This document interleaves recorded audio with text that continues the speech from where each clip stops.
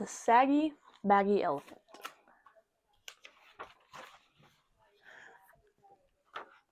A happy little elephant was dancing through the jungle. He thought he was dancing beautifully, 1, 2, 3, kick.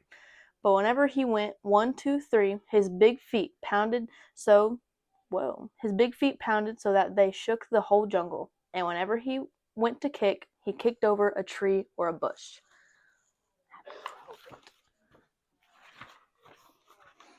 The little elephant danced along, leaving wreckage behind him, until one day he met a parrot.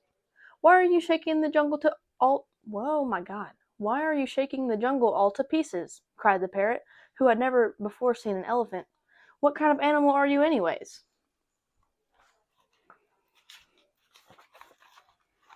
The little elephant said, I don't know what kind of animal I am. I live all alone in the jungle. I dance and I kick, and I call myself Suki. It's a good sounding name, and it fits me. Don't you think?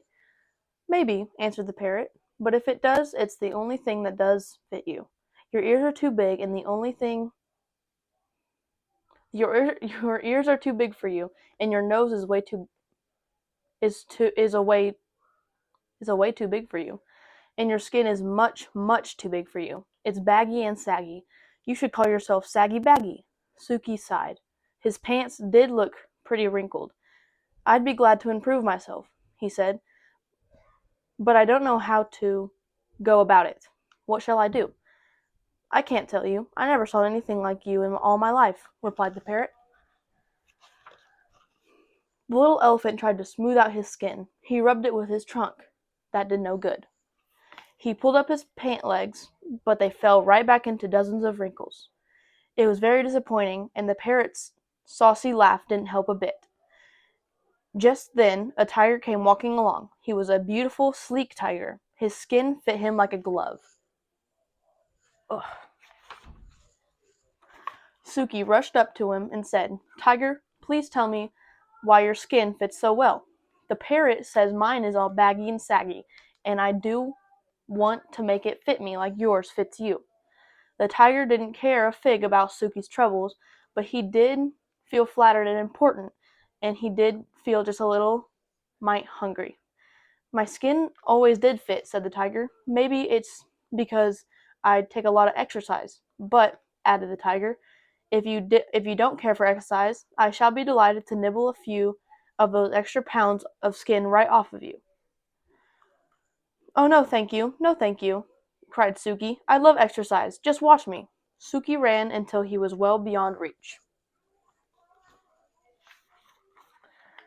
Then he did somersaults and rolled on his back. He walked on his hind legs and he walked on his front legs.